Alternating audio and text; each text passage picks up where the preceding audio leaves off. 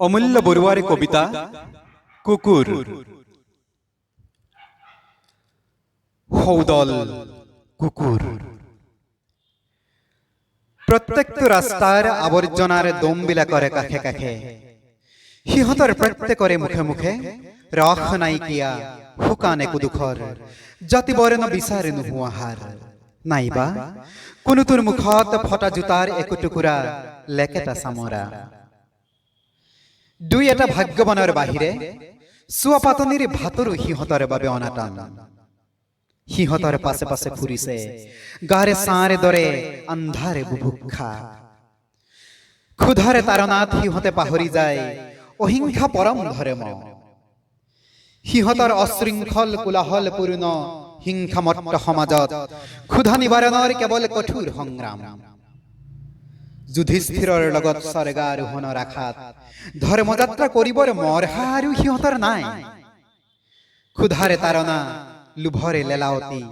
আৰু চোকা দাঁতৰ কুটকুটনিত নিৰখ হাৰ আৰু লেকেটা চামৰাও হয় সিহঁতৰ বাবে সৰস আৰু প্ৰটিনৰ দৰে কোমল ইমান তৃপ্তি সিহঁতৰ দাঁতত পেলাই চুবোৱাৰ নানা কৌণিক ভংগীমাৰে সিহঁতে যেন আৰু জটিল কৰি দিয়ে সৃষ্টিৰ এটা পুৰণি জটিল প্ৰশ্ন আমি কেৱল খাবৰ বাবে জিছো নে আমি জীৱৰ বাবে খাইছো কিন্তু খোৱা পিয়া আৰু স্ফূৰ্তি কৰা খাবৰ বাবে জি থকাৰ প্ৰত্যেকটো আহিলাৰে যে সিহঁতৰ অভাৱ জীৱৰ বাবে খাবলৈ খাদ্যৰ নামতো সিহঁতে পায় মহামাৰীৰ বীজ এনেকৈ সিহঁতে মৃত্যুক নিজে মাতি মৰিব সিহঁত নিৰুপায় সিহঁতৰ প্ৰত্যেকৰে কপালত যে সনা আছে কুৰি শতিকাৰ সভ্যতাৰ নীলা জাহাতৰ চেকা আন্ধাৰে নিশাৰে প্ৰভুৰ ঐশ্বৰ্য চন্দুক বিশ্বাসী প্ৰহৰী পোহৰত দুৰ্বল নিষ্পেষিত ঘৃণিত প্ৰভু ভক্ত ঢেকুৰা সকলোৱে সিহঁতক উপলুঙা কৰে এইখন পৃথিৱীত কি যে কুট চক্ৰান্ত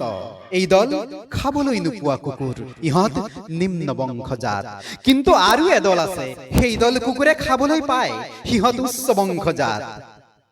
সেই দলৰ খাবলৈ পোৱাৰ সভ্যতাত গঢ়ি উঠিছে এই দলৰ খাবলৈ নোপোৱাৰ বৰ্বৰতা দুই দলৰ নাম কুকুৰ।